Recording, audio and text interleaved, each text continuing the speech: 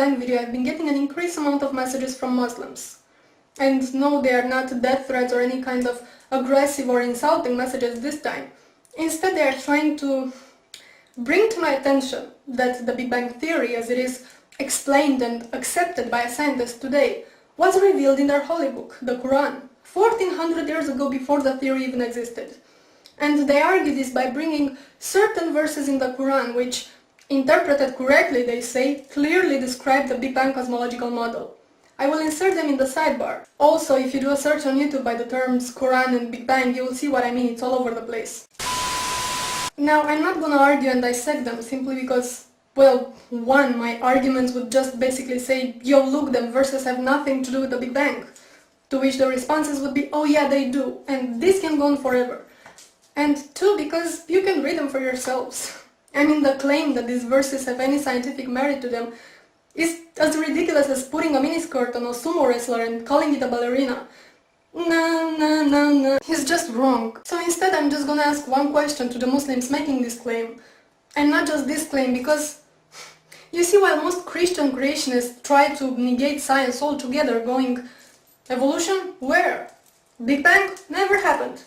But no, Muslims have a different approach. They go, it's all here in my book, man. See this verse here? This is what it really means. You got pawn, motherfucker. Allahu Akbar. So my question is this. If the Quran really predicted modern scientific theories, such as Big Bang and evolution, then why didn't you Muslims come up with those theories ages ago? If all those things were revealed in your holy book 1400 years ago, it means that you had 1400 years at your disposal to explain to us infidel fools how things really work. But you didn't, did you?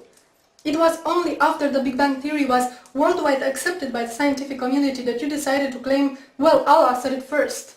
And same goes with evolution. So, why? I'm just asking.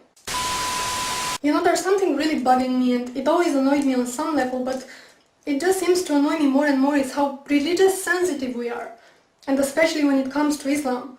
I'm sure you remember when Western Standard magazine published those cartoons, those Muhammad cartoons, that all hell went loose. And the publisher of the magazine was interrogated by the Canadian Human Rights Committee because he disrespected this holy religion that doesn't even know the meaning of human rights. It's sadly ironic.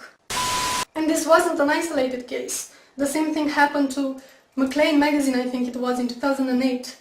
Or the movie Fitna, which got banned. And the filmmaker was prosecuted and investigated and banned from entering the UK. All this while he was under constant death threats from Muslim extremists who were offended that he portrayed Islam as being violent. Again, the irony. And what annoys me even more is the converts. The people who weren't indoctrinated into this religion from childhood, but grew up exposed to human rights values.